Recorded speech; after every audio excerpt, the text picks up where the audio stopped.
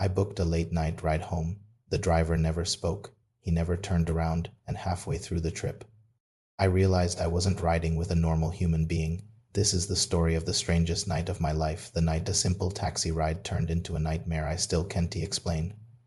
It was 11:47 p.m. The street was empty, and the only taxi around was an old, fading yellow cab with peeling paint and fogged windows. The driver didn't look up when I opened the door. He sat stiff, both hands glued to the steering wheel at the exact same angle, like they hadn't moved in years. His appearance. It was wrong. He wore a dirty black cap that hid most of his face.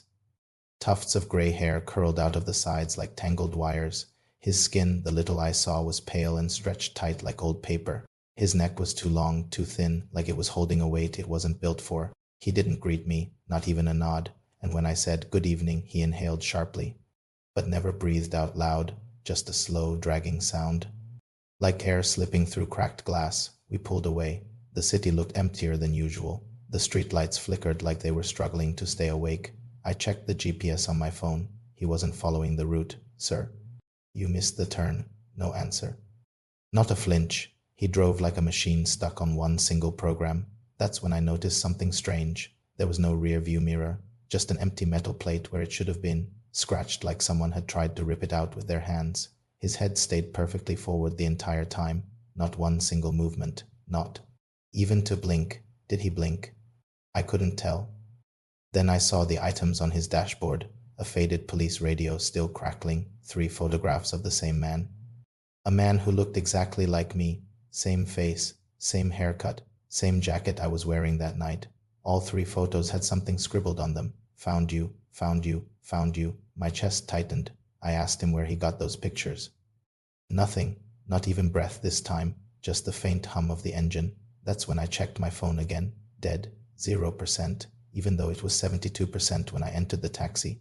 The car turned into a narrow road I'd never seen. Dark, no houses, no signs, just a long stretch of blackness. Then suddenly, his head twitched.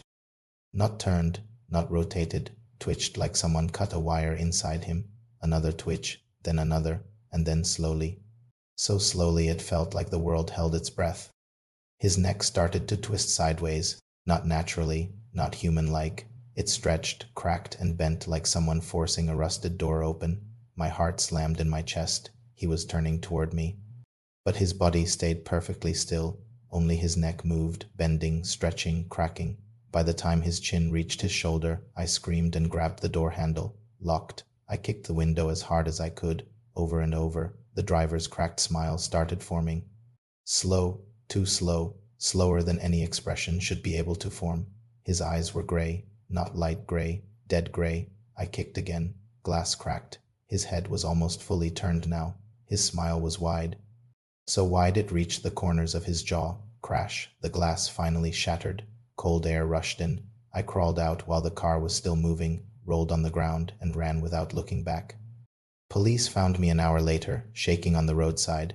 They tracked the taxi using CCTV. Here's the part that still keeps me awake at night. The footage showed the car, same plate number, but in the driver's seat.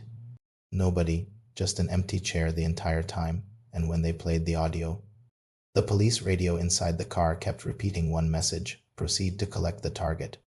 Proceed to collect the target. Target has entered the vehicle. When I asked who the target was, the officer hesitated. Then he showed me one of the photos recovered from the taxi. It was me, taken earlier that same night, alone, walking, before I ever entered the cab.